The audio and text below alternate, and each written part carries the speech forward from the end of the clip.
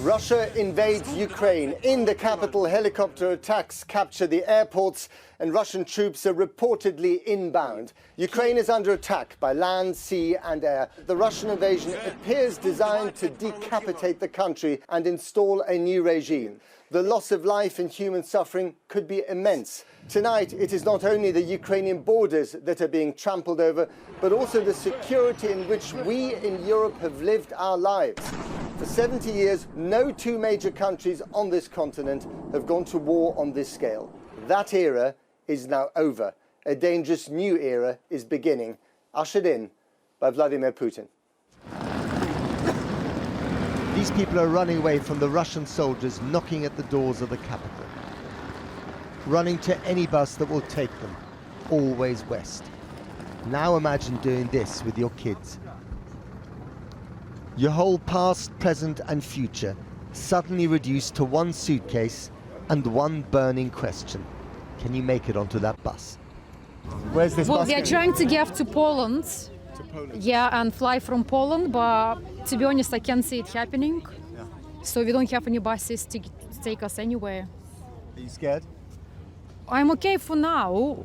I'm alive, but you never know what will happen like in 5 minutes, so...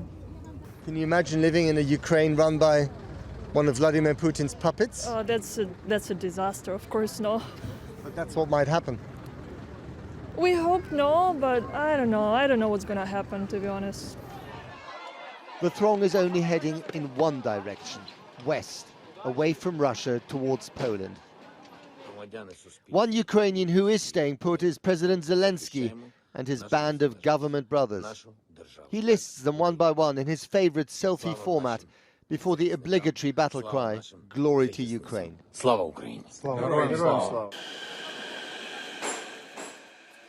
They're also staying put in their new home, the metro station under the railway terminal.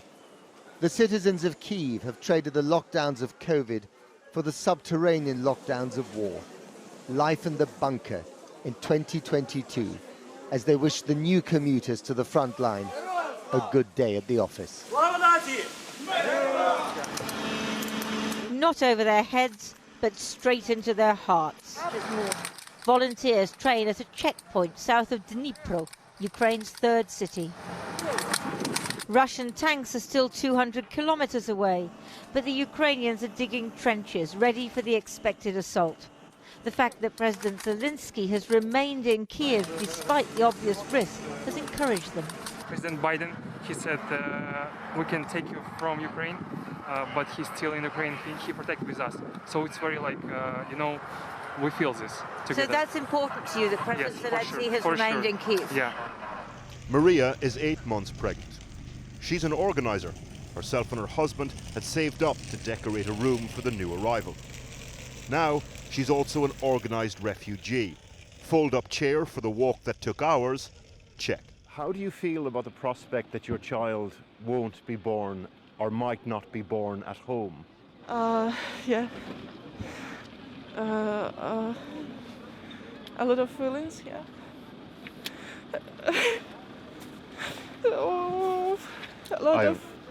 Sorry, I understand. Vladimir is waiting for his mother. She's been in the queue for hours. His father, at 57, just inside the conscription age of 18 to 60, is staying in Ukraine to defend his neighbourhood. Their son has been living and working in Poland for the last 8 years. Some my other relatives, they refused to leave the town, unfortunately, and how they have. And what about your father? Is he going to leave?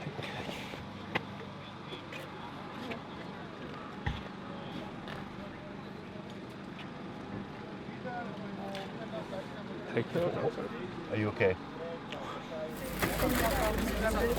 When the barrier goes up at this border crossing from Ukraine into Slovakia, families will separate.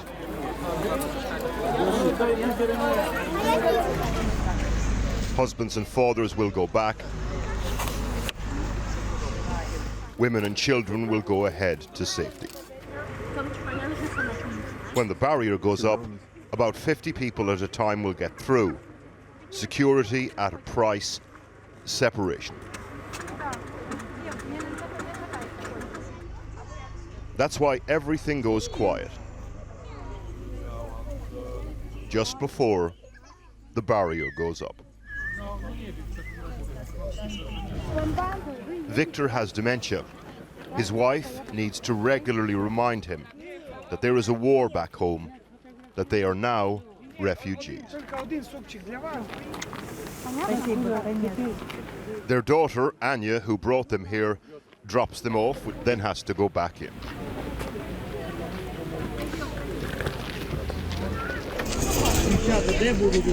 On the Ukrainian side, the imagery more like a refugee crisis as we know it. The traffic queues over 20 miles long, we're told. People like Ruslan Korolenko's family. Yeah? My wife, Your her wife, daughter, hello? Your daughter? my son, Your son? my daughter, her dog, Yeah? and my ex-wife. Hello, how are you? We're now sending our family to friends in Germany and Poland and Slovakia, and I return to army. A few hours later, and time's nearly up, the barrier is about to cut the Korolenko family in half, as it will do with so many others in the queue.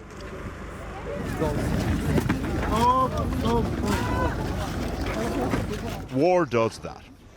The relief of getting away, coupled with the pain of saying goodbye. Hard to know whether to laugh or cry. The biggest nuclear power station in Europe.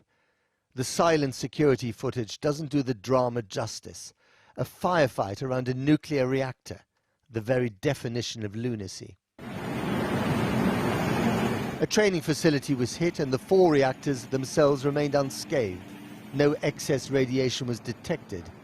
And yet this is only a few hundred miles from Chernobyl. The Russians are now in control here.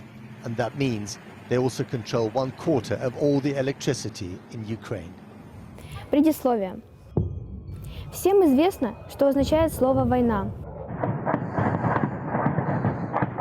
Но практически никто не знает, что это слово предоставляет на самом деле. Yeva Skalatskaya started writing her journal 10 days ago in her bedroom in Kharkiv. She's written 80 pages so far. It's written in Russian. День первый. Начало. И вдруг я слышу взрыв. Yeva arrived yesterday at a shelter in the border town of Uzhhorod with her grandmother Irina. Her parents separated before she was born, and Irina has been looking after her ever since. They were together in a neighbour's house when the shell hit their apartment. Krychevsky Street, Kharkiv. Бабушка пришла в залу и сказала: «Кажется, Путин начинает войну с Украиной». Она проснулась и увидела в спальне летающую ракету. У меня началась паническая атака. У меня тряслись руки, зубы и так далее. It's hard to know where to look, or indeed what to say. A heavily pregnant woman, perhaps on the verge of labor, getting stretchered away from what used to be the Women and Children's Hospital in Mariupol. Children comforted by soldiers who are barely adults. A girl dazed. A mother gripping her child as if containing the life in it. Оказываем помощь пораненым, готовим их к эвакуации. Роддом города Мариуполь. It is a miracle that only 17 civilians were injured here and no one was killed. Why would Russia bomb this hospital? And what kind of weapon makes a crater like this? Whatever they used, targeting hospitals is a war crime. Every day this war brings a new low, and this was today's. The unforgettable sight and sound of a burial in Mariupol.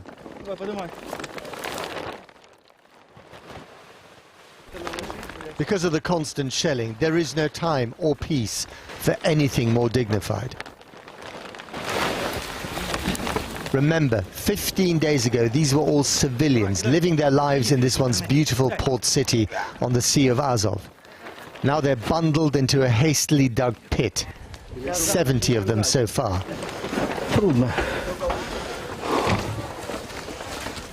The grim work is performed not by professional grave diggers, but by volunteers from the council, like Volodymyr. Most of them were killed by Russian bombs, but some because they couldn't get urgent medical treatment in a city where the hospitals have been shelled.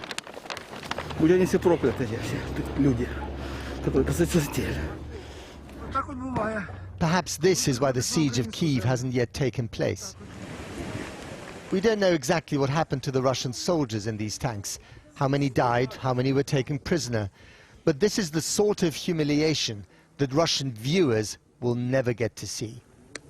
In Kharkiv, a predominantly Russian-speaking city, the siege is well underway, although even here the Ukrainian forces are holding on, and so is 91-year-old Alvitina Shanina. She's too frail to speak or to be moved to the shelter, but in her memory she's living through the last time she endured a siege, the famous siege of Leningrad, when the Nazis were the enemy. We drove towards Irpin, a satellite town of Kyiv that's been under attack. There were no other vehicles but the volunteer soldiers escorting us. While filming at the last checkpoint before Irpin, we heard the same terrifying sounds of artillery.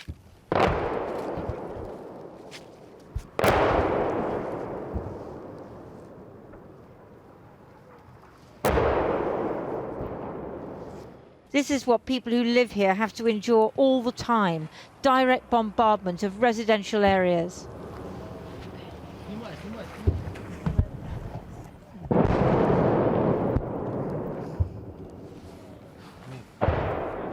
Right, ready?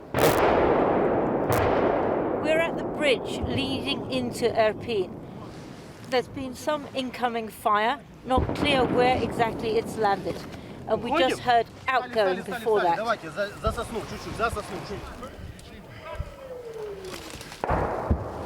We pulled back into the forest, accompanied by the soldiers from the checkpoint. You never know how long an artillery barrage will last. When it was over, we could see a house had been hit just beyond the bridge. It was unclear what further damage had been done. If you're desperate, you just drive, even if your car's been hit by shrapnel.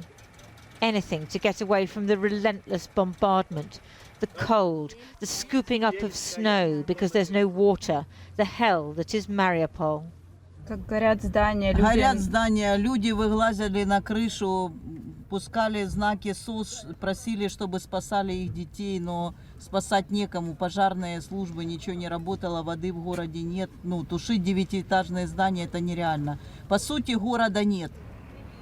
Most cars have a sign with the word for children written in Russian. They wrote it on the ground in front of the theatre in Mariupol, where children and women were sheltering, but the Russians attacked it anyway. Maria told me her children were just near the theatre when the rockets struck. I don't know why, it was very quiet for me, and like in very, very slow motion. The huge wave of dust, and my children were there next to theater. I was running very fast, and when I was in the wave, I see nothing in the dust, just people were screaming.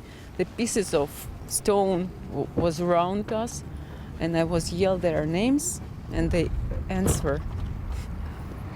It was a horrible moment. You must have really worried at that moment. Yes. But here they are, 13-year-old Igor and 15-year-old Eva Elizabeta, plus the neighbours' kids and the family cat, Granny in the front, and the big dog guarding them all. Survivors of what the Ukrainian president says are war crimes, deliberate attacks on civilians. Did you see anybody killed? Yes, I saw dead people, our neighbors. I was helping the lady to take her husband out because they couldn't, they didn't took people just, I They don't know didn't take the who. bodies. Somebody told her that she have to take all dead people she had and left on the street next to the house. And that's what they did. Yes. How many bodies did you see? It was 3 in one house. Mariupol, 28 days later, a horror film from the sky, and you can see why they have called this the ashes of a dead land. A strategic city on an important coastline, totally destroyed. US intelligence sources say around a fifth of Russian ground forces have pulled back from around Kiev. But the city is still open to missile and artillery attack. And this is what skepticism looks like, Kiev style. The beloved statue of Queen Oleg on Mikhailivska Square being sandbagged. But the Russians are retreating, we said. Why bother with all this? У світі взагалі досі вірить. Хто? Недалекі політики, держави, які знаходяться в залежності від Росії. А ми ніколи не вірили, розумієте? Ніколи Україна не вірила. Їм віри нема. Вони казали, що нападати не будуть. Але все зробили навпаки. At a factory at the edge of town, the body of a man of fighting age, hands bound behind his back. The police photographs, too gruesome to broadcast, show his eyes were taped in a blindfold. Most of the bodies in the mortuary have been tortured to death, and I was surprised almost all of them had gunshot wounds to the back of the head. Now, we've come to the garden centre. Disturbed ground marks what the police and army believe is a mass grave. They tell us they'll preserve this carefully as a crime scene for potential war crimes investigators. There are not merely suspected mass graves, though, but actual ones. 2 more confirmed sites have been disclosed to us here by officials. The Battle of Donbas, a new concentrated Russian offensive in the southeast of Ukraine, has started in earnest. The front line just a few miles from the hospice in Chazov Yar, Donetsk.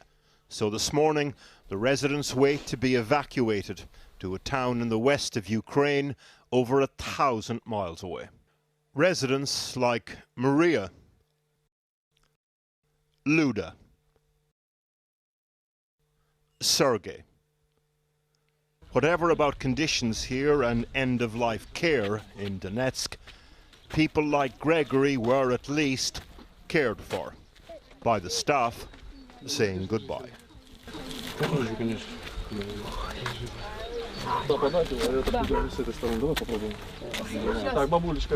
Куда к свиданию? Все будет хорошо. Сейчас принесем все, садитесь, садитесь на место.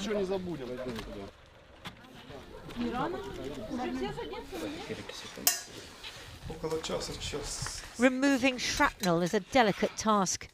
It takes skill, and it always hurts. Зараз трошки буде неприємно. Nurse Svetlana Komisarova has had plenty of practice. She's been in the medical corps for 25 years, on the front line of stabilizing bleeding, injuries and fractures. In the last 2 months, she's seen a lot.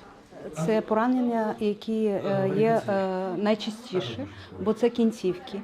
Грудна клітка в нас захищена бронежилетом, шолом, а кінцівки у нас зараз голені і вони страждають в першу чергу. Ви пальчики відчуваєте всі? Да, чувствительность есть немножко, так, деревянная нога. The patient's been transported to the field hospital directly from the Eastern Front. In the last 2 days, fighting's intensified, and his defensive position came under artillery fire this morning. Мне прилетело просто, снаряд прилетел на позицию. Я там как не прятался, в общем, повезло. Прилетело в окоп, но ногу спрятать не успел. Вот. А все остальное успел, поэтому живой, с вами разговариваю. The body of every dead Ukrainian will be identified and given a dignified burial. But what about Russian soldiers who were killed while invading this country?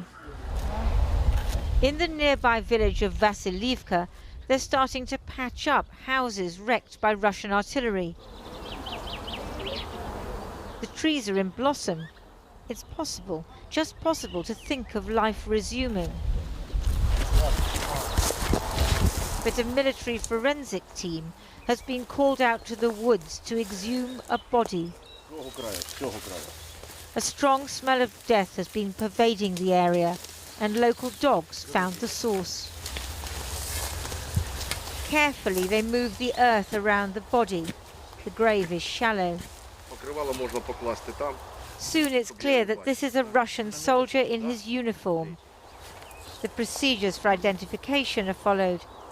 The Ukrainian military want to return the bodies to Russia, but they've also found stolen goods on Russian soldiers' bodies, including gold bracelets and money. An elderly couple who lived nearby knew more or less what happened, but had little sympathy.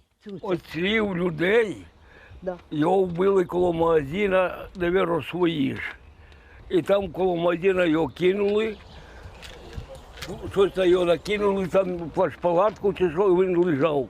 А тоді наші хлопці переховали. Оце все. Це я чув таке. Хлопці мені розказували все. Як ви туди його, каже, на точці. А я кажу, ну хай лежить. Прийшов на чужу землю, хай по собачому і здохне. Собака розумніше його. Знайшов його. The body is taken to refrigerated railway carriages in Kyiv, where 130 other dead Russian soldiers are being stored. What can you say to a mother watching the burial of her son? A young man killed by a bullet from a Russian rifle, an arbitrary victim of the cruelty of war and occupation. Сама не можу перенести це все, думаю, що він прийде додому. Він вже не прийде вже. Двоє діток осталося. Моє внучко осталося в мене. Wind whips through the graveyard at Siderovichi. The local authorities are worried the Russians may have planted landmines here, as if they could kill the dead a second time. On February the 27th, Yevhen Komarenko went with his brother to see if friends in a neighbouring village needed help. Then Russian troops pulled up. They separated the brothers. Русські мене зв'язали наручники отак, і вже і кляпа. Воно наручники навіть сюди осталися. А тоді кричить там один старший, цей русський, стріляй прямо в голову. І вийшов, відкрив двері, брат лежить. Хотів його, відтягнути його, десь, тягнути його, а бачив, вже БРДМ летить через поле. Я тоді теж втік. For 2 weeks afterwards, Vitaly couldn't speak. He's still in shock, unable to take in what happened. Yevhen's wife, Valentina, is felled by grief. Her husband was only 25, and his mother can't stop thinking about what nearly happened too, the day the Russian soldiers came for her daughters. Кажу, стріляйте в мене, кажу, такі дівочок моїх не чіпайте. Що ж вони вам зробили, ці дітки? Хотіли забрати і підопитувати їх. От. А я давай плакати, давай причитувати. Кажу, так не можна робити. Кажу, німці таке не робили, як ви робите. Правда, мене серце схватило. От, і вони відпустили їх, двоє чоловік. А денький стояв молоденький водитель. Русський, він аж плакав. Він нічого не мог зробити. Видно, йому серце може заболіло, не знаю я. News that the US will supply Ukraine with sophisticated mid-range artillery has come in overnight. And we're en route to get reaction from the people who will ultimately end up using it. Ракет, реактивних снарядів, які є високоточними. Тобто вони не будуть просто накривати велику територію і все. Тобто це все одно високоточна зброя, яка, грубо кажучи, ми вистрілили, ми попали в ціль. Те, що ми зараз стріляємо, через іншу філософію, воно не є настільки ефективним, як новітнє озброєння. Она безвреден, только аккуратно, аккуратно надо. Free range on the front line. Не надо туда залезть. Смотри, Артем. Вот еще. Вот это вот. А может, не будем их собирать? Sasha is 9. Herself and her friends live in a village about 10 miles from the front line in the direction of Exhuming, now under Russian control. Before the war, there were 40 children in the village school. That went down to 12 in February, then the school closed. Sasha's learning now mainly the mechanics of munitions. Пока ее не обезвредят, это опасно брать. А когда ее обезвредили, это уже не опасно.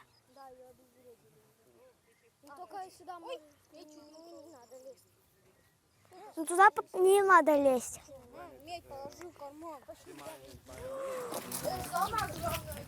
More than 2 children every day have died during this war. Туда! 450 injured. Let's go! Sasha and her friends are the handful of children left on their street. And they have something to show us. The village bomb shelter doubles as a den. Think Famous 5, go salvage shrapnel. Oh my goodness. Вот мое сокровище. What's this? It is my treasure, she says. Oh. And what's that from? Нічого це. Ракети. A rocket, wow. И вот тоже. Oh, and it's a number 0750. От ракеты воно засосает главный механизм. Его никак не сломать. So this is a hard question, okay? But if that fell like near your house, what do you think would happen? Це складне питання, Саша, але от уяви собі, якщо оця штука прилетить десь близько від твого будинку, що станеться? Я буду плакать, бояться. This morning, Ukraine's capital woke to the sound of air raid sirens and the sight of the spoils of war. The wrecked Russian tanks which now line Kyiv's central avenue in a mockery of the usual display of military might. Ukrainians walk their dogs on this, their national holiday. Though a fifth of their country is occupied by Russia, and the threat of rocket strikes means that mass gatherings are banned. The flags that fly around Kyiv are Ukrainian once more. Russian forces, for now, caught by a counter-offensive, this area of northeastern Ukraine, liberated. In just 5 days, Ukrainian forces have retaken more territory than Russia had taken since April. Mounds of munitions lie left where their owners fled. So swift was the Russian retreat. They didn't even have time to finish their lunches, according to Ukraine's most senior soldier. Ой-ой-ой, нам по танку, короче. Там всем хватит по танку, посмотри. What these soldiers of social media are documenting, says President Zelenskyy, could be a defining moment in this 6-month-old war. The grave gives up its dead, and those who killed the men, women and children buried in the forest outside Exhuming will eventually be judged. Some of the people whose bodies are being exhumed were killed in shelling, but others appear to have met an even more terrible fate. Є дані про деяких осіб, які загинули внаслідок ракетних ударів Збройними силами Російської Федерації, внаслідок артилерійських ударів. Є ж також факти поховання цивільних осіб, які були закатовані, вбиті військовими Російської Федерації. От зараз ми згумували першу могилу, виявили труп, на шиї даного трупу є мотузка, є тілесне ушкодження на кінцівках даного трупу. Це все свідчить про катування. The first shells smashed into the operating theatre at Exhuming Central Hospital on the night of March the 3rd. As Russian forces advanced, staff evacuated the patients to other parts of Ukraine. But after Russia took the town a month later, they had to deal with a new kind of patient, victims of beating and torture. Руку перебили трубою, руку перебили повністю. Тому шоком били, електрошоком. Не по одному били, а чоловіка 4-5 чоловік. Груди побили, ну, коротше, побили все тіло, побили. The Russians accused 67-year-old Mikhailo of helping Ukrainian saboteurs blow up a school, which he denies. A Ukrainian policeman took us to see the cells. Тут тримали осіб, як кажуть місцеві, в цих камерах по 10, по 15, по 20 осіб затримали, коли камери розраховані на 2 особи. Down to a darker, danker basement where more prisoners were held.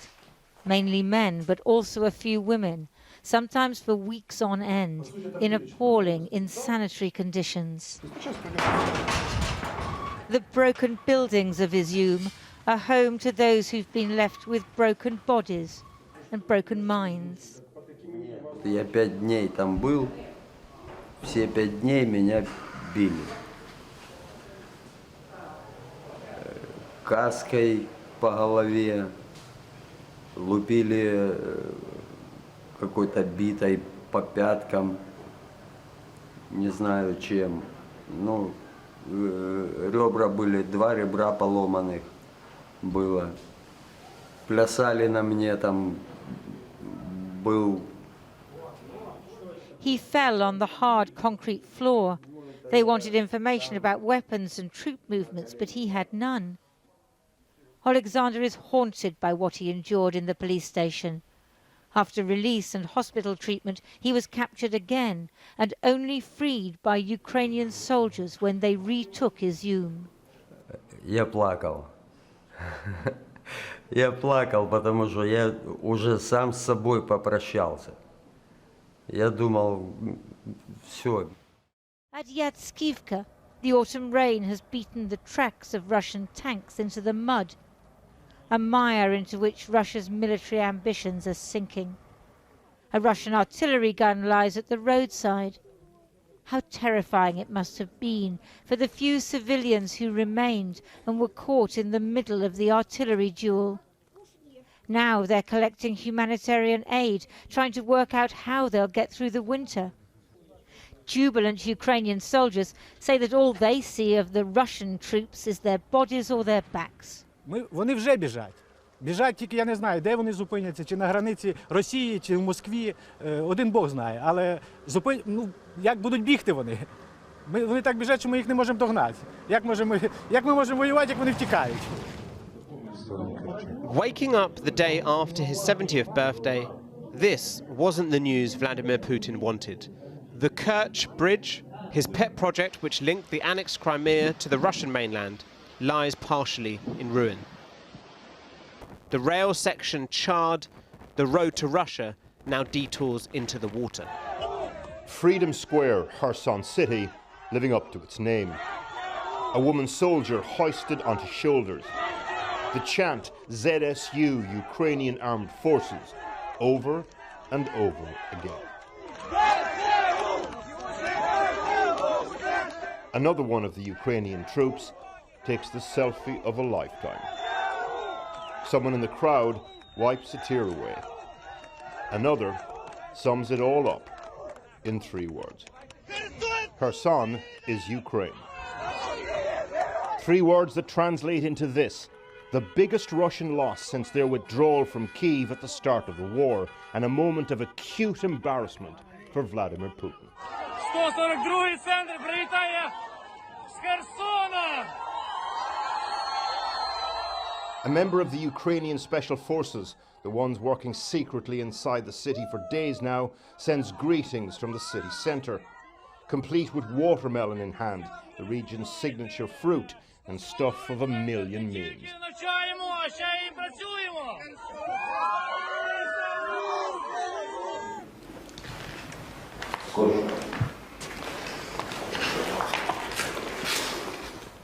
Видишь? Ну, возможно, ноги мотали. So Anton is just pointing out a few things about this room. The chairs are screwed onto the floor, and you can see they've used tape, obviously, to tape up people's ankles to the chair. Here's why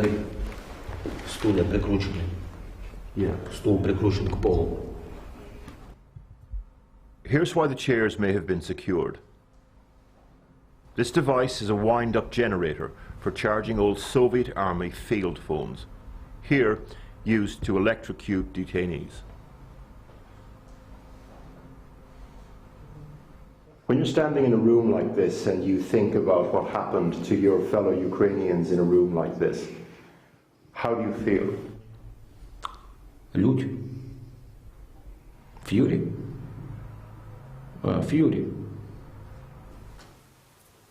Обичний армійський телефон TA-57, його по звуку знаю, я в армії служив, називається він TA-57. When the Russians took over Kherson, they obtained a list of former military men. Vladimir Safanov's name was on that list. He was held and tortured in the facility for 2 months. One of the men in the screwed-down chair. Армійський телефонний апарат. І він перероблений для тортур. 2 кліпси, які одягають на уші. То мені одягали на уші. Знаю, що хлопцям, які були у мене в камері, помоложе, хлопці одягали ці кліпси не тільки на уші, а й на другі частини тіла. На які? Хлопцям одягали і на соски, і на мошонку. In the deepest part of the trench, it's always night. Добрий день. How are you? And even the shortest soldier has to bend down to avoid cracking his head. Yuri shows me the location of an observation point. Так, це тут пулеметчик. And where the machine gunner stands. Це наш спостерігательний пункт. От там. О. Спостерігаємо тут. The Ukrainians don't just want to push the Russians back, but also to get them to waste manpower and ammunition. У нас ще є, я далі там покажу, трошки побільше. Калібр 12,7. Ми його виносимо і та-та-та-та. І вони ще швидше замовкають при такому калібрі. By now, the outgoing fire was getting intense, and there was incoming too as we were trying to leave.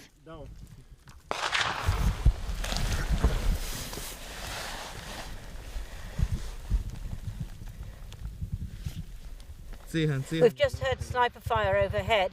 That was after all the outgoing from the Ukrainian machine guns. So we're just going to stay down here for a bit.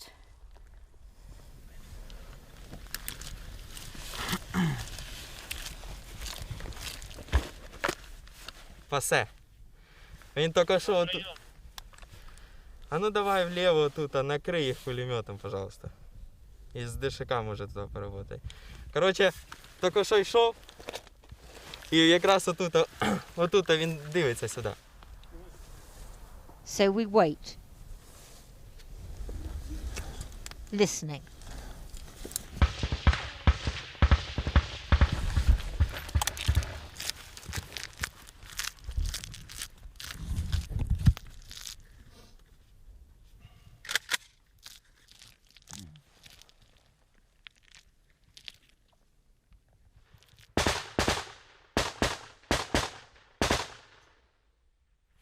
The outgoing machine gun fire from the Ukrainians is aimed at suppressing the Russians so they don't fire back. But the problem is that as long as there's firing from this position, there could be firing coming into us. And that's why we're waiting here in this trench and not moving. 3, 2. After a few minutes of quiet, it's time for us to run across the open ground to the other trench. All safe.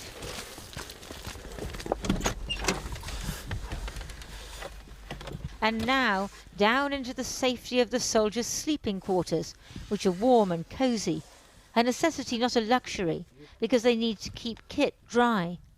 And Vadim has a companion. We have a friend.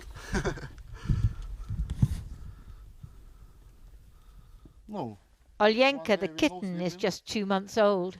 She is a good warrior. She's a good fighter? Mouse. Oh, she gets the mice. Yeah, yes. Do you have a problem with mice in the trench? Our place in the field. Yeah. It's filled many mouse. And so, do you have a wife? Vadim thinks of the Netherlands, where he worked before the war, and of his girlfriend, who's in the Czech Republic. If we win, I stand in Ukraine, make a family. Yes. You'll make your life here. My children live in the freedom country. Life in Ukraine will be tough this winter, and nowhere tougher than the trenches of Donetsk. The risk is only too clear. But Ukrainian soldiers know why they're fighting and what they must endure to win.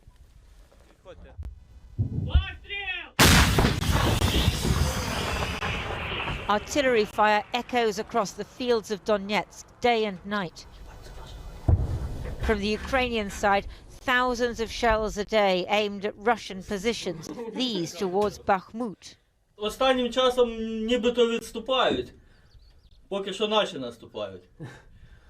Але то відносно вони також трохи наступають, але вже не так інтенсивно.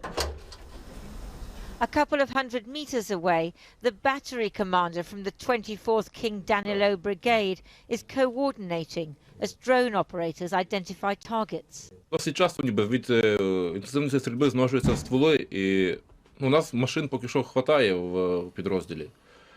А ламаються все ж таки машини старі, машини ще 70-х років навіть є.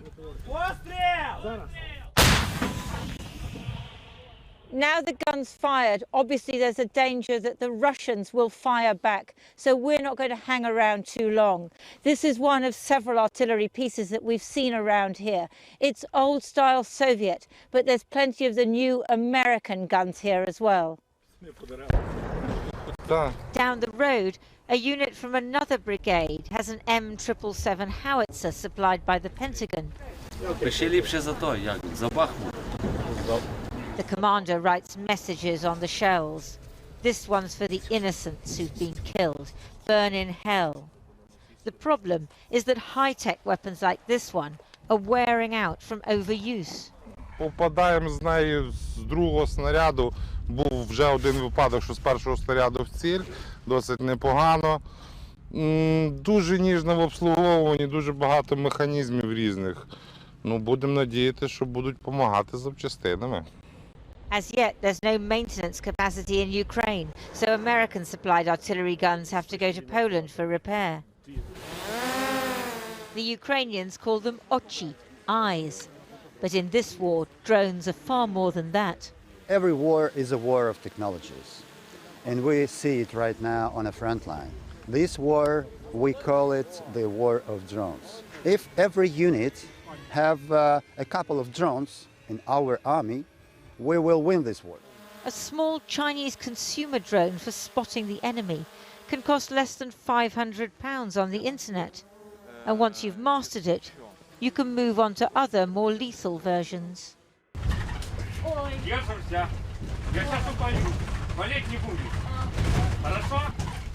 Саня, скажешь, когда ровно будет?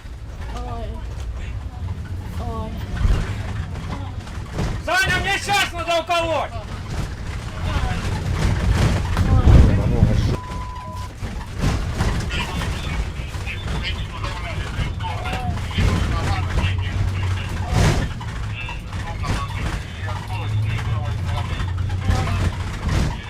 Чего, Сань?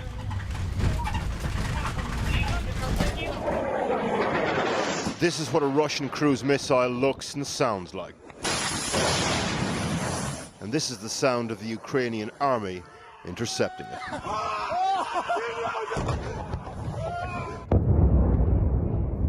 Of the 69 missiles launched at Ukraine today, 54 were shot down, according to the military. Again, an impressive hit rate. Leonid Patkurin is 79. His analysis around Russia's campaign of missile strikes particularly pertinent. His home in Kyiv was destroyed this morning. Тут у меня нет слов для выражения, как это назвать. Это Как говорится, как война есть война, всякое бывает. Но это не война, это преступление перед человечеством. Такое висит. Every missile, every home destroyed drives another wedge between Ukraine and Russia. At the beginning of the war, Ukrainians were preparing Molotov cocktails to throw at Russian tanks. Then the US and UK provided shoulder-launched anti-tank weapons. In the summer, the US sent HIMARS, satellite-guided artillery systems with a 50-mile range that enabled Ukrainians to drive the Russians out of some of the territory they had occupied. Now the Leopard battle tanks are meant to help Ukraine push the Russians back further in the spring offensive to come. Nearly a year into a war that's turned Ukrainians' lives upside down.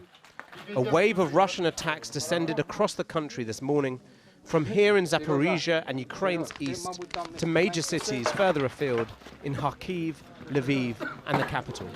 Ukraine said at least 70 missiles were fired, targeting power facilities and alleging that they crossed into NATO territory over Romania. Kyiv woke to something strange this morning, and for once it wasn't the war. The city centre was closed amid a barrage of not missiles but anticipation. And only one motorcade was allowed on the road, to the bemusement of some and the delight of others. In a city listening out for every rumour and every air raid siren, news had crept out under the blanket of secrecy of a special visitor. Without the military help provided by America in the last year of war, the president walking here today might have been called Putin, not Biden. He is hailed here as a saviour. For him to show up in person in the glare of sirens is a big deal. But President Biden also treads a fine line between supplying American weapons but not troops, between a war partly fought on its behalf but not declared in its name. At the presidential palace, the two walk side by side. By age, they could easily be father and son. And both need each other. Zelenskyy-Biden for sheer survival. Biden-Zelenskyy to tap into his spirit, to renew the vows between the West and its values. Vladimir Putin's long-delayed State of the Union address, a year almost to the day since he launched the full-scale invasion of Ukraine, said the West had started the war and had done so with a view to destroying Russia. This morning, some of those Putin is not fighting were waiting for the bus in Kherson. They'd been shopping. Their blood stains the ground next to the ingredients for breakfast. The remains of a Grad rocket, further evidence of the attack. Дуже багато людей постраждало, ми бачили. Прям дуже багато. Вибачте, я більше не можу вам щось розповісти. Ви чули, як вони плакали? Звісно, кричали, так кричали, що це взагалі. By the time we arrived, they'd cleared the bodies. But the governor's office filmed the immediate aftermath. Scenes the people of Kherson have grown used to since November, when Russia retreated across the river from the city it had occupied for 8 months and started firing artillery into it instead. Особливо дітям, людям похилого віку, я прошу виїжджати, і поки ми не відкинемо російських окупантів далі, ще на якусь 20-40 кілометрів, то знаходитись тут небезпечно. But not everyone has somewhere to go, so they're still here, waiting for a bus, carrying their shopping. There were 17 shelling incidents in the city, firefighters dousing the flames when a row of garages was hit. Again, a seemingly random civilian target. Valeri's in hospital after being injured in the shoulder during the bus stop attack. Пришел на остановку, вот тут свист, бабах и все. Я весь в крови, вот там пацаны меня посадили в скорую, вызвали скорую, я приехал, врач меня вытащил вот, осколок. Потому что сижу. He presents the piece of shrapnel like a trophy, a symbol of President Putin's attempt to liberate him, a reminder of how arbitrary war is, whatever the motives and justifications made by those who wage it.